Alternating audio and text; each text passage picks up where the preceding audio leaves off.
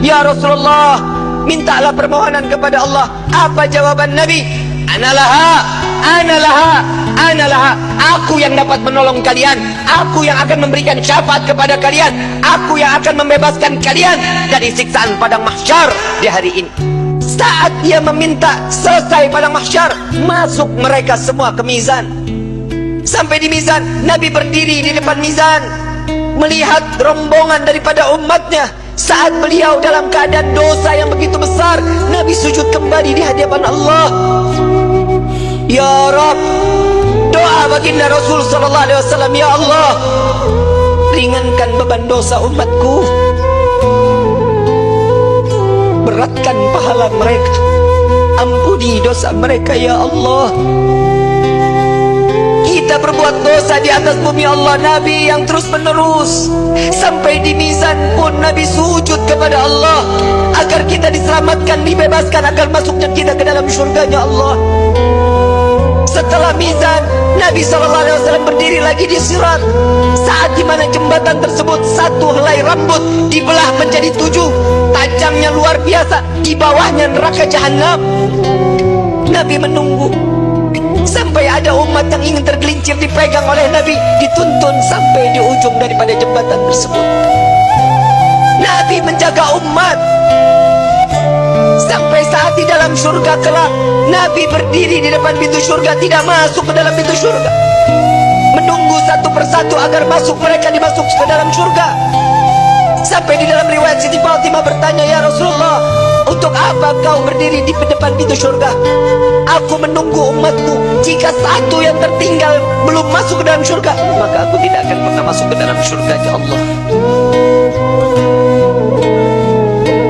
Huwa Muhammad, dia adalah Sayyiduna Muhammad. Sampai di dalam satu riwayat lain, Rasulullah izin kepada Allah melihat daripada daftarnya, umat satunya belum masuk ke dalam surganya Allah. Nabi berbincang kepada Allah, "Ya Rabb, izinkan Muhammad untuk memeriksa neraka." Sampai beliau masuk ke dalam neraka, mencari umatnya, lalu setelah itu diambil, lalu dibawa masuk ke dalam surganya Allah. Dia adalah Sayyiduna Muhammad, dia adalah pemimpin kalian, dia adalah Nabi kalian, dia adalah Rasul kalian. Tidakkah kalian malu tatkala kalian berbuat dosa di hadapan Allah? Sampai kapan hidup kita selalu tutup mata di dalam kemaksiatan kepada Allah? Hei para alim ulama, hei para kiai, hei para habaib, dosa apa yang kalian lakukan sampai terus menerus Indonesia diberikan daripada bala dan bencana? Wahai umat Nabi Muhammad, dosa yang mana yang kalian lakukan sehingga kalian enggan untuk bertaubat kepada Allah? Tubna ilallah, tubna ilallah. Taubatlah kepada Allah, mohon ampunlah kepada Allah. Jika para aulia, para orang-orang saleh, kakek nenek kita terdahulu, dengan bangga mereka saat kelak nanti masuk ke dalam surga dengan membawa pikulan amalan-amalan kebaikan di hadapan Allah, bagaimana nasib kita? Saat mereka diperiksa oleh Nabi SAW satu persatu, dengan bangga Nabi mengatakan dengan amalan mereka, zakat mereka, sedekah mereka, sholat malam mereka, Nabi mengatakan, "Dia adalah umatku ya Rabb."